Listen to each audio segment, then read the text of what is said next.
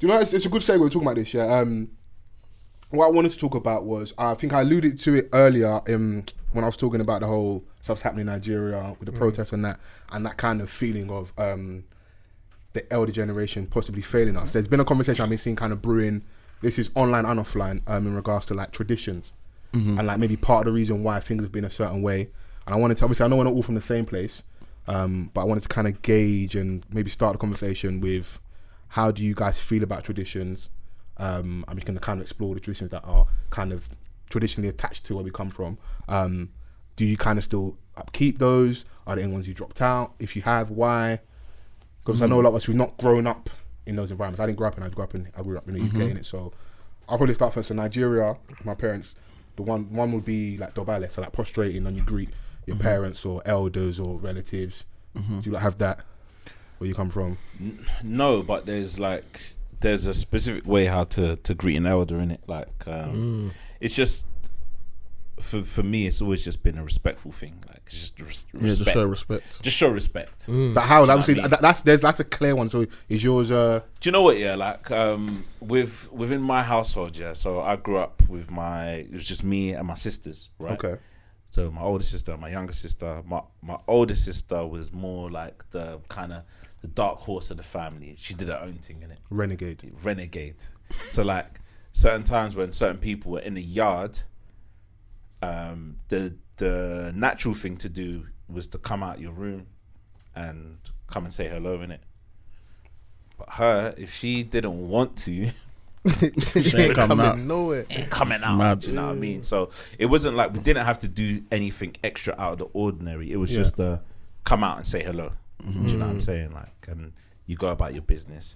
Sometimes they want to extend the conversation about, do you remember me? Or like, I used to hold you when you were, and it's like, fam, I ain't seen you in a decade. Bro, I'm like, I like, my mom don't even like you, bro. You had to beg for money again. You don't have to do the extra thing, innit? Just say hello and cool. Wow. Bro, I lie, bro. If only you knew what mom says about when you're not here. Wow. Mad thing. But yeah, from a traditional sense and culture, like I can't say that I can pinpoint anything that I could use as an example right now at this moment. But I've always been under the belief, especially as I've gotten older, there's going to be certain things that I don't necessarily agree with that I won't carry on. Okay. And then there's going to be certain things that I will carry on. Do you know what I mean? Like it doesn't necessarily, there's no right or wrong answer in it. Just because it's culture, culture could be wrong. Do you know what I mean? Or traditions can be wrong, especially if you align it to your way of your standards of living and how you want to. It's all about using your discretion, isn't it? Like you take what you think works, and you leave what you think that doesn't work. You take components of it and then you bring it into how you want to live your life, and when you have a family of your own 100%. And blah blah blah, like stuff like the language and stuff, like that's always going to be within me, and it's just naturally there. So that's certain things that I'm going to continue because I know that because I know that once my parents are no longer here, like we're in danger of it stopping there. This is it. Do you know what I mean? So it's like I try to make an effort to just keep it there within myself. Not so much my siblings, but that's on them, innit? I can't force. So that's my stance on it. What about you, Mash? Where are you from, actually? From Ghana. Okay. GH. Yeah. Black Star, you know. Building. Shish. But yeah, no, tradition's important. Even like you lot prostrate and whatnot. Yeah. So when I meet a lot of my my friends' parents, uncles, whatever, from Nedge, I prostrate as well. Okay, dope. Yeah, and I think it's good though, because like I feel like subconsciously, like you're gonna obviously take on, like even if they're telling you something, you're gonna take it on more. Just because remember you're having to prostrate to this person, so you're gonna listen more. Do you get what I'm saying? Yeah. And like there's just gems that all the people are always gonna tell you. Do you get what I'm saying? Like my mum always says, take the good from it, and the rubbish, leave it. Do you get what I'm saying? Yeah. So I feel like tradition is good. Like. Oh yeah, for sure. Like tradition is good. With what I said, it doesn't mean that tradition ain't good. No, of like course, you of said, course. you take in the good and then you Take the leave out good the from rubbish. it, and then the rest like, just. I embrace like all my other friends' cultures in it. Like if this is 100%. if you explain to me this is how things are done, I'm gonna 100% respect that. In Yeah, I'm not facts. gonna shit on it or disrespect it. 100%. You know, you have these conversations with people like, oh yeah, would you do this? Would you do that? If that is your culture or your tradition, 100%. and I say that I love you, I'm gonna embrace that, man. Like that's who you are, and you know, I'm like, there's love here in it. So it's just like but even if you go on holiday, when you go on holiday, you embrace their culture anyway because you want to. So why wouldn't you do it for your own people anyway? Yeah, you know 100%. what I mean? And plus, well, the majority of us are Africans. Arguably, we all came from Africa anyway. But Yeah. But we're Africans, innit? So if you go to another friend that's from a different part of Africa, you're still gonna, you know, take on. Because it's just respect. You want to show respect to especially your friends, their parents. Yeah, you know what I mean, and you want to try and continue these things to your children as well because it's a part of our identity. It's weird to me though. It's just like I love tradition. It is important, but like just because it is tradition and it's been the status quo doesn't mean we have to keep everything. Yeah. So like I made an example of prostrate. That's like the first one that comes to mind and probably the most prevalent one. That was never anything like strong in my household. It was never anything. And the only time it ever became, or my dad tried to, was like after a fallout and tried to like a discipline thing. Or like, oh, you didn't greet me. This has become the norm. These times, bro, I started getting gym. I started getting shoulders in that. You know, you start thinking you're bad in that. But I was just like, because it wasn't, one, it wasn't the status quo in the house, and two, it wasn't being introduced from a place of love. I just didn't receive it well, innit? Right.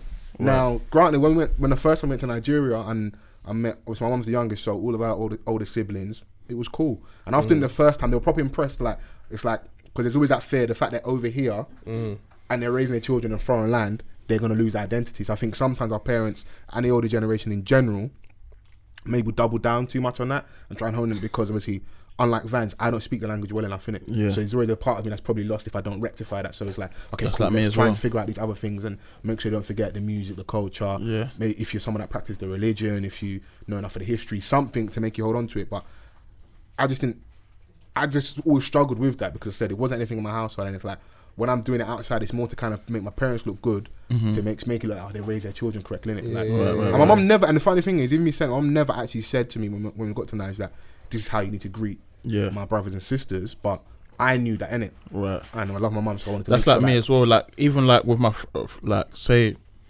if I go to Mash's mum's house, I'll be like, oh, hello, auntie. Oh, Or cool, be like, just hello. Yeah. Do you know what I mean? Because it's just a respect thing. Like, you know, if you see your friend's mum, instant auntie. That's it. Like, there's no other. I'm not saying you by your first name. That's, I don't know. It's just a tradition thing. We see it as rude. So I can't cut them. I mix those brethren, go to their house, but their mum is on the first name thing, fam. On it, bruv. yeah. She's on it from the gate, bruv. She's offended, bruv. Do not call me auntie, bruv. They want the first name. Yeah, from the gate, bruv. Just your mixed race brethren. Yeah. All my black friends, auntie's fine. Yeah. But even but it's weird because my half brother is mixed race, but I'm pretty sure that God rest her soul, when she was still alive, I used to call her auntie anyway because she was quite close with my mum. Okay. So anytime I used to go there, I used to call her auntie anyway as well, because that's just how I've been raised. Like, that's something I want to instill in my children. You know, it is. I'm not mad if you do or you don't. I understand some people's like, you don't bow to anybody other than God. So some people's. Do you know what? Sorry, let me cut you off. Yeah, with what you were saying about like embedding it into your children. Obviously, I have a child in it, but I'm not telling her to call everyone auntie or uncle, because that's not who they are. Right. No, big fact. No, I hear you. Like, but you know what it is? It's not more about who they are. It's about just the respect. Because No. Because even though I call people aunt and uncle, it kind of branched out into other things. So like, if I saw, like, for instance, when I was younger, if I saw an old person who wanted to cross the road, I'll be more inclined to help them, because it's just a respect thing. They're older. So I think it's all cultures that you respect elderly people. Like, I would get up on the train. Yeah, but I feel like the auntie thing helps with that. It makes you see. It just makes you show more respect. You have to elders. I think you have to gauge the situation properly. But there's certain people, like you were saying, like the tradition that wasn't necessarily like prevalent in your household. Not at all. Like, does determine who's asking for you to do certain things. Does that determine on how you move after that, because it's like, rah, you never like introduced it into this household, but now you want to discipline, man. You want to try and use that. No, that's what I said. That's why it didn't work with my dad, and like my mum clocked as well. Say, "Well, you're never going to come." 100%. I'm going to tell you. I respect the effort from you. I'm going to tell you an intimate story. Yeah, that if a lot of people don't know. So my mum and my dad never lived together. Right. My mum's from Nigeria, my dad's from Ghana. Okay. So one time I was at home. I live with my mum, and my dad came. So my mum was trying to tell me to do something, but I was like, "Oh wait, mum, I'm gonna do it." Like, just being a kid, like I don't want to do it yet. I think it was to clean my room or something. And she kept telling me, "Do it." I was like, "Mum, I'm coming. Don't worry." My dad was sitting there quiet. My dad, after she said it like the 5th time, he just stood up and slapped me in my face. There was a hand mark across my face. 5 finger. The way I looked at my mum, like, you betrayed me. You betrayed all this. It's been me and you. And this guy comes here and slaps. I've got a handprint on my face. Yeah. And you're not even backing it for me. She asked you 5 times though. Yeah. That's what the 5 finger tattoo slap 100%. represents. I asked you 5 times. 100. 1, 2, 3. No, 100%. But my plight is, this man, even though he's my dad, this man, he doesn't even live here. Yeah. He has to. I say, how dare you? Can you dare me? Yeah, how dare you dare me? You dare me? That's how I felt anyway. Yeah. So it's like, it's hard to give respect. He's got PTSD. I do. No, I will never forget that. Donnie gave you the 5 boroughs of death. Yeah, he did. I got New York in the palm. Literally, that's the only time like he's put his hands on me. Yeah. But I just remember it, and I just thought, wow, you're like, lucky, boy. You don't even have allegedly. No, but in my mind, I was thinking you don't have the right to do this. Yeah. You don't. You don't even live in this house. Yeah. So I don't know. I just feel like even though we say we want to instill this, like I still feel like even though with the older generation, I feel like they didn't show us enough respect in terms of like just treating us as human beings, innit? It's always like, you're a small boy, you do this. It's like just because you're older than me, like my thing, you got to earn that respect. And like we all can like attest, like the example you gave, like an old lady crossing the road or being on a train or a bus and you get up, like bearing in mind though, like fresh off watching Roots the day after, I'm not getting up for certain demographics. During the height of the BLM protest, I'm gonna stay seated, innit? Like, but for the most part, Doris, I'm gonna get up and you can sit down, innit? Yeah. Like, catch me on those 2 occasions, myth for you. Wow. You're standing for the whole journey, bro. Mad thing. You know, Okay, well, Karen standing for the whole journey. Yeah, firm. Them cankles, firm it, bro. You have to firm it. This is, Jesus. They've been tough on us. I have to be tough on you as well. Tough times never last. Tough people do. Only tough people last. but I say that to say this, yeah. Like we all respect older people, innit? That's something across many traditions. But like, I think the point I was trying to make is that you have to earn that respect. And like you said, a lot of us didn't get a lot of respect growing up. So it kind of makes you resentful. And it's like, why should I call you senior or uncle? I've got like certain cousins that like I refer to them by their first name, obviously because my mum was I'm a little bit unique. My mum was the youngest, so she's a lot of people's favourite. She raised a lot of my cousins, like they grew up with her, innit? So there's that love of the fact of, oh, you're such and such a son. But I'm not just calling you uncle or big mummy or big daddy. And I like it, bro. And that sounds kind of mad, you know, calling someone big mummy. Yeah. Biggie. Heavy. Yeah. It's, man, and that goes into to people that don't understand, they sound mad in it, but that's our culture. Like, I've got one aunt who I refer to like that, and she is my mum's rider. Like they're like this, innit? Like she comes over regular. She loves Sosa as well. They bond over like Islam and stuff. Like she's super dope. Like I love her to bits. Like my second mum, innit? Yeah. All the traditional stuff. And the funny thing with her, not a problem. Nothing. She's not on it. You prostrate with her, she'll almost be offended.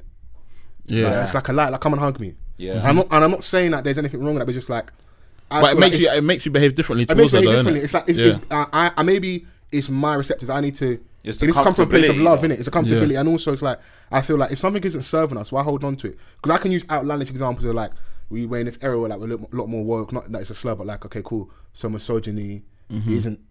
You're gonna have to encode the language like homophobia in music. There was a culture when that was, you let the F word fly, bruv. It was every 4 bar. No, it's real. Them niggas over there are, it's real. You know? But we're not in But culturally. We're changing. So just because it's our culture and tradition doesn't mean it's up for review. But even think about the way you talk to your parents. Like, be honest, yeah. Like, I want to ask everyone this, yeah. Could you tell your parents like a deep, dark something if you're going through something? Could you easily tell your parents like that? I personally, I don't think I could. No. Yeah. No, there's still a barrier. The thing is, there's a barrier. On my mum's end, I actually could. I genuinely believe, barring something like that's a rarity. That's a rarity. But like I say, me personally, I don't think I could do it. Yeah. But it's not because she wouldn't have the conversation with me and be understanding. Right. It's not her thing. It's a me thing. Yeah. Because I remember even my mum tried to have the sex conversation with me. That was a 10-second conversation. Like, Victor, make sure you're wearing condom. Hey. When I leave the house, am I not wearing jackets? Yeah, I even had to give her the dad voice. Hey. I remember the time my mum found a condom, yeah. I told the story before, yeah. She found a condom, yeah, and I had to, she broke me down. Like, she's like, you have to give me a name of the girl. So I gave mum a fake name, innit? So I'm hearing mum every morning, like, binding and loosening and praying hard and that. Taking his poor lady's name to the Lord in prayer. This is a fake name, bruv. Like, this is what I mean. It's like that's why you have to be honest. This is what I mean about the whole respect thing and the way you interact with the generation before, the way they interact with us. And yeah. How about you, man? What's your have you got any stories relationship wise with parents and My this nigga trying to catch me out? Nah, let me think. Like, my pops was more. I can remember the last thing that I spoke about my pops. Like, something mad happened, and he was just like, He's just like, It's just like, boy, if you can. Like, it was something that I never thought I'd have to speak to my pops about. Okay. And he was just like, boy, I don't know how you like this, but if you can sleep at night, then you know. I say, pops knew that you were a real nigga. That's what he said to you. Yeah. So if down. you can sleep at night, then boy, what? Me, I'm not like that. You know, it's a madness. And I was yeah, thinking, when wow, like, if you can sleep at night, that's the first thing that comes to my brain. Yeah, like that. Yeah, when they go, my pops, and they say like deep sigh, you're like, what's he gonna say, bro? But me and my pops are tight now. That's you know, that's dope. You know that there's a lot of people that, you know, where we come from, there's this narrative that people don't talk to their pops or whatever for whatever reason. Sometimes it's true, sometimes it's not. Yeah. But I'm actually tight with my pops, so you know. Yeah, anytime Vic said, I remember that episode when he was on when you come over. Y'all niggas were opening. Bro, I don't know what happened that day, boy.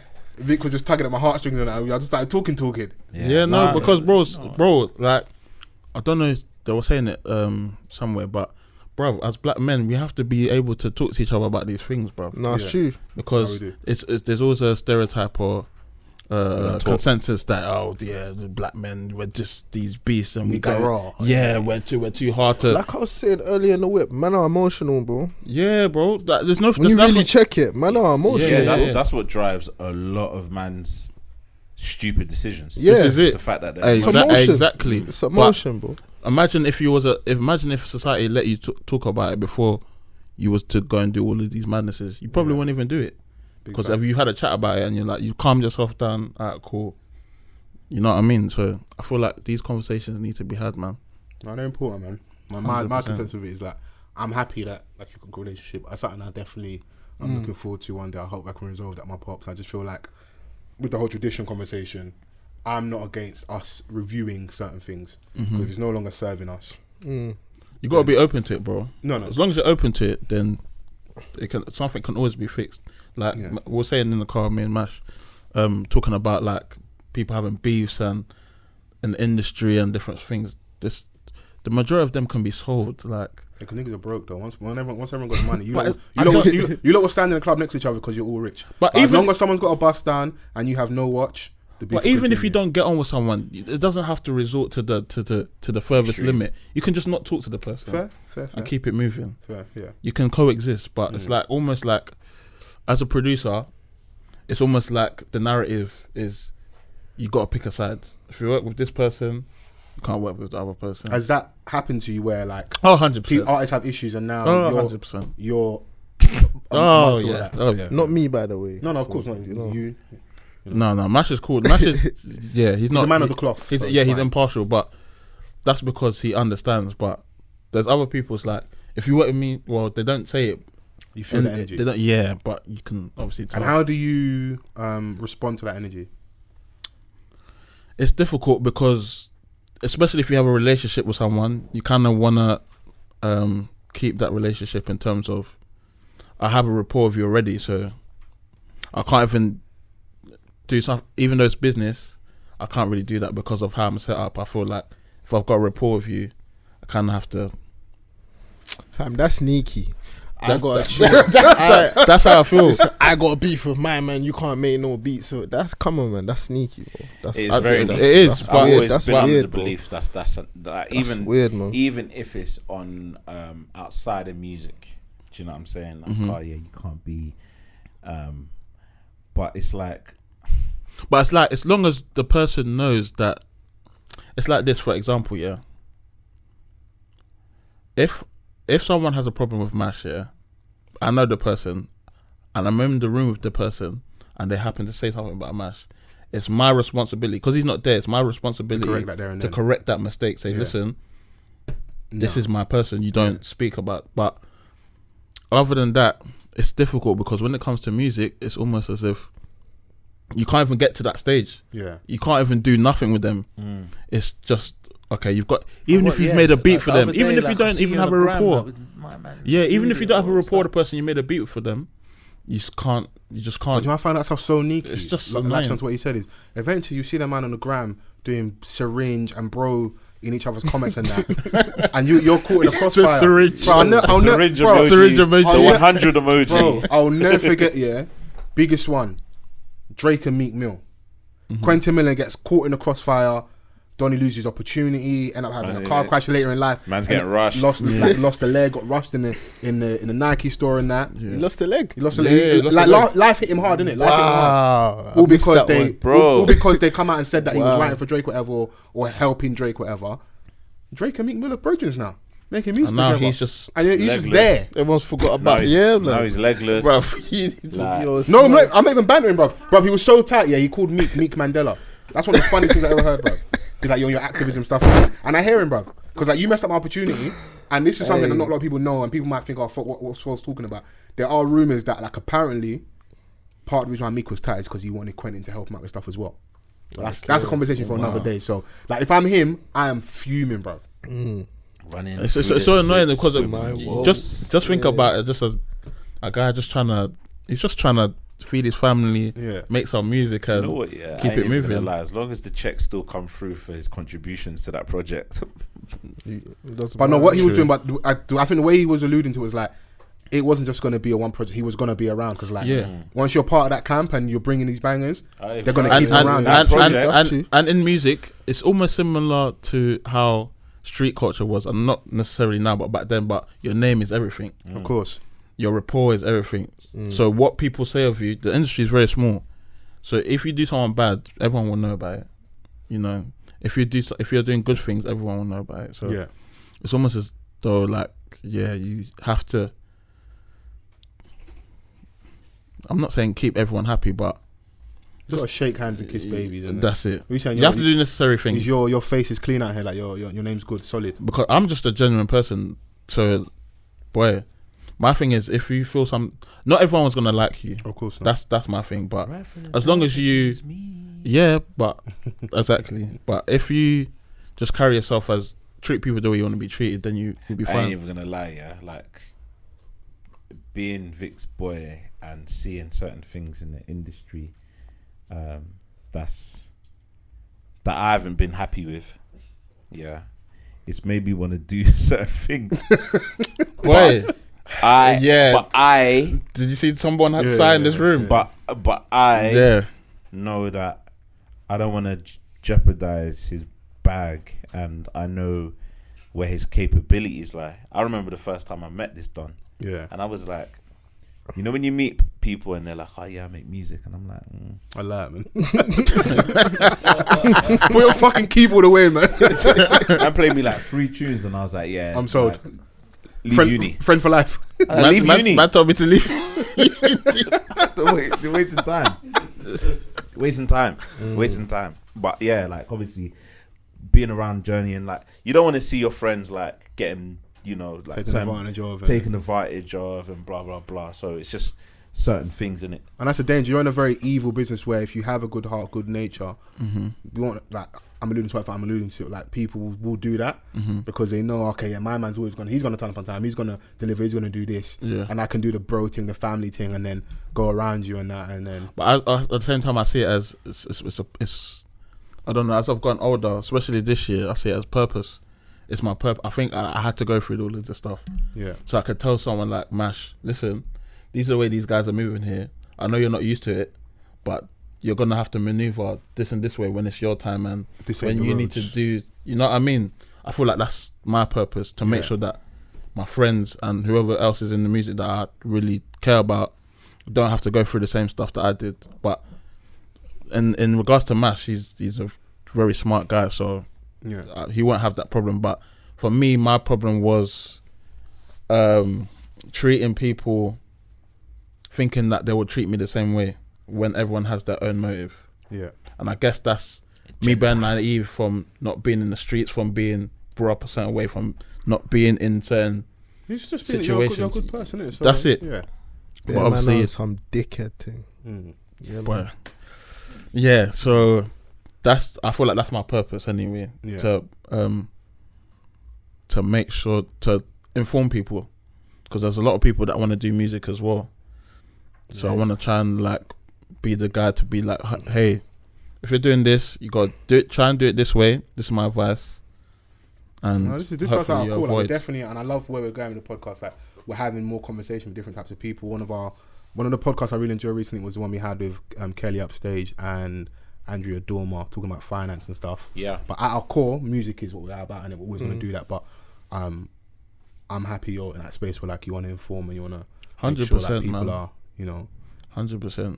Just like I went through this, so you don't have to go through it. Yeah, like it's almost like you could save a lot of time, a lot of emotional trauma, a lot of distress. You know, so if you can avoid it, you know, the young they say prevention is better than cure. So. Like they're well informed, they're doing their thing, and you know. But a lot of them are still going through problems though. But it just looks better on the gram. Yeah. Okay. Cool.